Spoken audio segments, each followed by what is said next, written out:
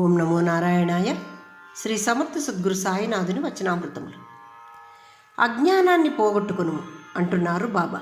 అజ్ఞానాన్ని తొలగించిన మనమే జ్ఞానము అని గుర్తించగలిగేదని. అజ్ఞానము జ్ఞానాన్ని కప్పివేస్తుంది. మీరు ఒక వ్యక్తిగత ఆత్మ కానే కాదు, మీరు భ్రమ అనే ముసుగులో ఉండుటచే ఆ విధంగా నేను ఒక వ్యక్తిగత ఆత్మను అని ఆలోచిస్తూ ఉన్నారు. మీకు ప్రభువునైన నేను ఏ విధంగా ఉన్నానో ఆ విధంగా నీవు కూడా ఉన్నావు. మీరు నేను అని గుర్తించుకొని ఆత్మజ్ఞానాన్ని పొందక నేను అని అహంతో నేనే ఉన్నాను అని గుర్తించుకుంటూ ఉన్నావు కదా, అందువల్ల నీవు జ్ఞానాన్ని పొందలేకపోవచ్చున్నావు. మీరు వేరు నేను వేరు అని ఆలోచిస్తూ ఉన్నావు. మొత్తంగా చెప్పాలంటే మీరు నాకు భిన్నంగా లేరు, ప్రపంచం కూడా నాకు భిన్నంగా లేదు. నేను మీలాగా మరియు ప్రపంచంగా వ్యక్తమగుచూ ఉన్నాను. అన్నీను నా సారాంశమే అంటున్నారు బాబా. ఇక్కడ 146వ సూత్రము. ఆత్మను అనేక ఆత్మలుగా విభజించడం అన్నది కూడా ఒక భ్రమ లాంటిదే. ఆత్మలను దివ్య మానవులుగా, ఖనిజములుగా, వృక్షములుగా, జంతువులుగా విభజించడం కూడా భ్రమే. దేన్నైనా విభజించడము అన్నది ఒక అవగాహనకు దారితీస్తుంది. అంటే ఈ విభజనచే మనము జంతువు, మానవుడు, పక్షులు అనే అవగాహన పొందుతూ ఉన్నాము. కానీ మనకు అవగాహన పొందాక ఒకదాన్ని విభజించలేము. ఇంకా అంటే ఒక జంతువును దాని ఇంద్రియములుగా విభజించగలం, కానీ జంతువును వేరొక విధంగా చెప్పలేము కదా. ఆ విధంగా ఒక అవగాహనకు మనం వచ్చేసాక ఇంకా దాన్ని విభజించలేము అంటున్నారు. అంటే అవగాహనకు విభజన తెలియదు. మీరు అనేక విభాగాల్లో మానవ శరీరాన్ని అర్థం చేసుకున్నారు, కానీ మీరు మానవుడు అనేది ఒక్కటే అవగాహన. అంటే మన శరీరాన్ని మనం విభజించి కన్ను, చెవి, ముక్కు అని గుర్తించగలుగుతాం, కానీ మనం అంతిమంగా ఏమిటి? మానవుడు అని చెప్పబడుతున్నాము. అంతే కదా అంటున్నారు బాబా. ఇక్కడ 147వ సూత్రము. అవగాహన శక్తి అన్నది అన్ని జీవుల యందు ఎల్లప్పుడూ ఉంటుంది. అది నిరంతరమైనది. దీనికి పుట్టుట గిట్టుట ఉండవు.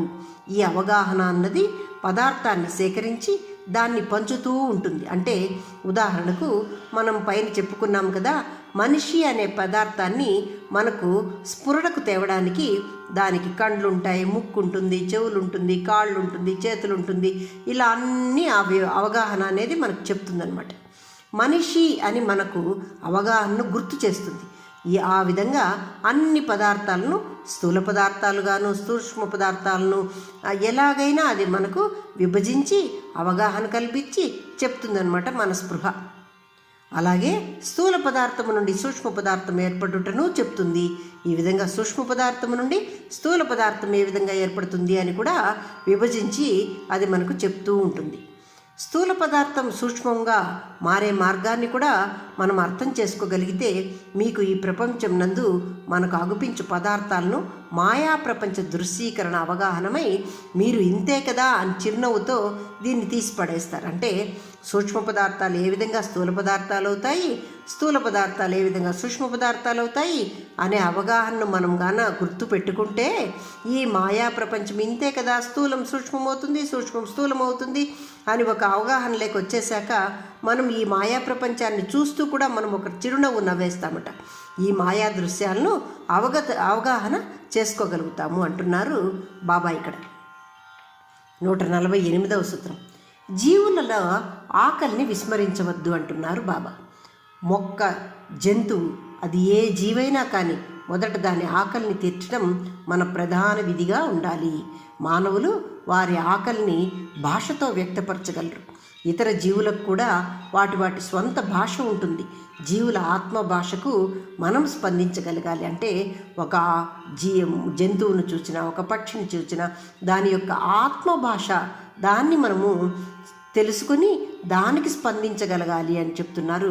దాని పట్ల దయగలిగి ఉండాలా, అది ఏమడుగుతోంది మనముల్లోని ఆత్మ భాషతో నువ్వు గుర్తించగలగాలి, దానికి స్పందించగలగాలి అని చెప్తున్నారు బాబా. ఇక్కడ ఇతరుల ఆకలికి ప్రతిస్పందించేవారు నాకు ప్రియమైన వారు అంటున్నారు బాబా. ఓం నమో నారాయణాయ.